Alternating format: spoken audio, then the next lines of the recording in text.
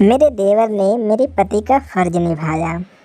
Hello दोस्तों, मेरा नाम सुप्रिया है और मेरी शादी को 4 साल हो चुके थे, लेकिन मुझे अभी तक बच्चे नहीं हुए थे क्योंकि मेरे पति शारीरिक रूप से कमज़ोर थे, जिस वजह से मुझे बच्चे नहीं हो रहे थे। और वैसे भी वो महीने में 1 या 2 बार ही घर आते थे। ऐसे में मेरी उम्र उस चरम पर पहुंच चुकी थी जब एक लड़की को लड़के की ज़रूरत होती है और वो ज़रूरत सिर्फ पति ही पूरी कर सकता है। लेकिन मुझे नहीं पता था कि जिस घर में मेरी शादी हो रही है वहाँ ये फ़र्ज पति की जगह मेरा देवर निभाएगा। दोस्तों, बात उस रात की है जब मेरे पति घर पर नहीं थे, क्योंकि जैसा कि मैंने आप सभी को बताया है कि वो महीने में 1 या 2 दिन के लिए ही घर आते हैं और मैं रात को अपने कमरे में सो रही थी। गर्मी की वजह से मैंने घर की कुंडली बंद नहीं की थी और गर्मी भी बहुत ज़्यादा थी, जिसकी वजह से मैंने साड़ी और पेटीकोट को उतार कर एक तरफ रख दिया और मेरे देवर दूसरे कमरे में सो रहे थे। और उस रात को शाम से ही बिजली कटी हुई थी, इसलिए घर में अंधेरा था।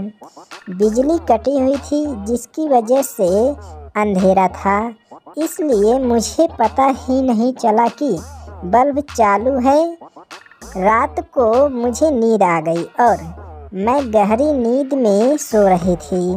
रात के करीब 2 बजे थे जब लाइट आ गई और मेरे देवर उठकर बाथरूम की तरफ चले गए और वापस अपने कमरे में जाते समय उन्होंने मुझे सोता हुआ देख लिया और उनके मन में मेरे लिए एक अजीब सी इच्छा हुई, क्योंकि लाइट आ गई थी और बल्ब चालू था। मैं उसे ऐसी अवस्था में दिखाई दी जिसे उसे नहीं देखना चाहिए था और वह खुद को रोक नहीं सका, क्योंकि उसकी पत्नी को मरे हुए करीब 8 साल हो चुके थे और ऐसे में घर में उसकी पत्नी का फ़र्ज निभाने वाला कोई नहीं था और शायद वह भी इस आग में जल रहा था कि शायद उसे कोई मिल जाए। लेकिन जब उसने मुझे देखा तो वह खुद को रोक नहीं सका और चुपके से मेरे कमरे में आ गया।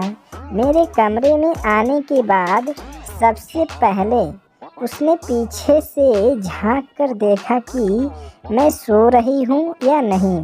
जब उसने मुझे काफ़ी देर तक घूर कर देखा कि मैं कोई प्रतिक्रिया नहीं दे रही हूँ, तो वह चुपके से मेरे पास आकर बैठ गया और वह बस यही सोच रहा था कि अगर मैंने उसे कहीं छू लिया तो शायद वह जाग जाएगी और पता नहीं क्या होगा।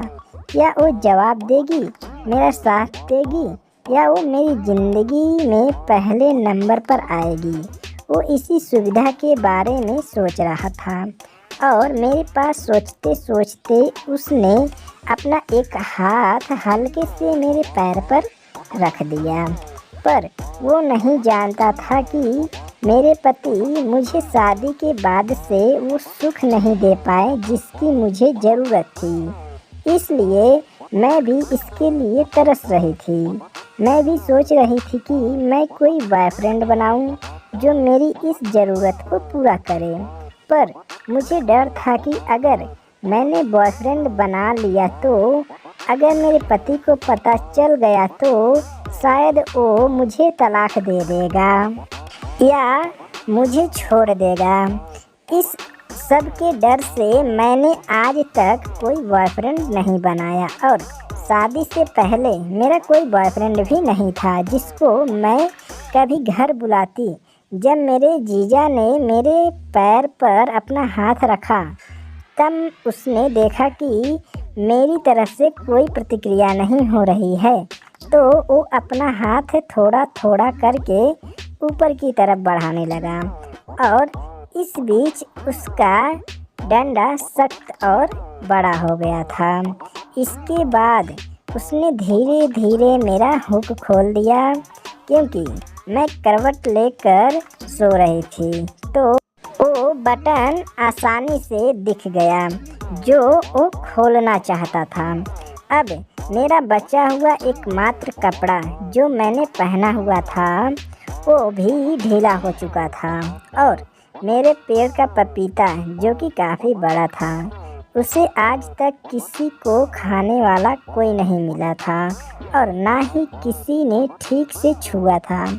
अब ये पहली बार होगा कि कोई उसे हाथ में पकड़ेगा और जी भर कर उसके साथ खेलेगा, क्योंकि मैंने अपने पति को पहले ही बता दिया था कि मुझे इन सब चीज़ों में बिल्कुल भी रुचि नहीं है। उसने आज तक ठीक से देखा भी नहीं था कि मेरे पेड़ पर कितना बड़ा पपीता लगा हुआ है और उसे खाना तो दूर की बात थी, उसने आज तक उसे छुआ भी नहीं था। और आपको तो पता ही है कि पहला एहसास कैसा होता है जब पहली बार कोई आपको इस तरह से छूना चाहे, तब आप पहले से ही इस चाहत के लिए तड़प रहे हो और कोई आपकी इस चाहत में आपको सींचने आए तो मज़ा आ जाएगा। आगे मेरे साथ क्या हुआ जानने के लिए भाग 2 में पढ़िए।